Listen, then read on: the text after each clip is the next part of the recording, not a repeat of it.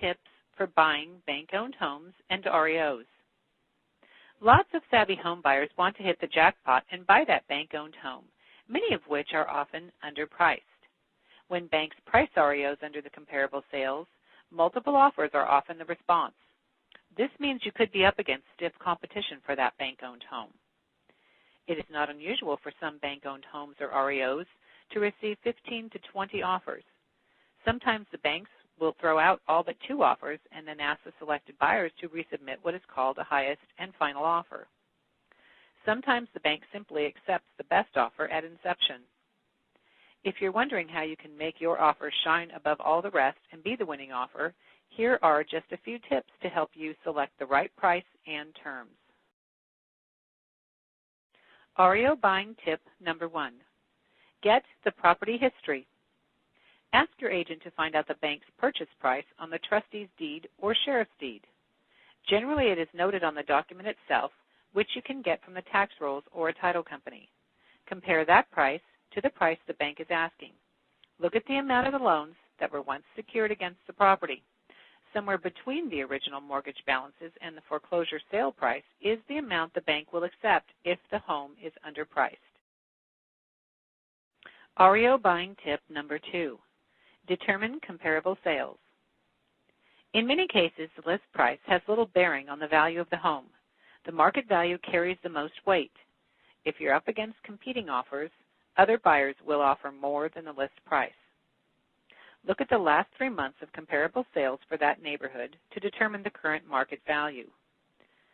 Try to use homes that most closely match the property regarding square footage, number of bedrooms, baths, amenities, and condition. Look at the pending sales. Ask your agent to call the listing agents of those pending sales to try to find out the accepted offer price. Some will share that information and some will not. Look at the active listings. Those are most likely the listings other buyers will use to formulate a price because they are the only homes those buyers actually tour. REO buying tip number 3. Ask about the number of offers. Ask your agent to ask the listing agent how many offers there are on the property. If there are no offers on the REO home, you can probably offer less than the list price and get your offer accepted. However, if there are more than 2 offers, you'll most likely need to offer above the asking price. If there are multiple offers, bear in mind that some of those offers might be all cash, and banks like all cash offers. If you are obtaining financing, then you may need to increase the price on your offer to be considered. REO buying tip number 4. Submit pre-approval letter. It goes without saying that you do not want just a pre-qualification letter. Instead, you want a pre-approval letter. Getting pre-approved from the lender of your choice in advance. Moreover, get approved by the lender who owns the property. You do not have to use this lender for your loan, but submit the pre-approval letter from this lender along with the letter from your own lender. Banks don't trust other lender approval letters, but trust their own departments. REO buying tip number 5. Don't ask for repairs. Sometimes banks will pay for repairs, but typically will not agree to do so at the offer stage.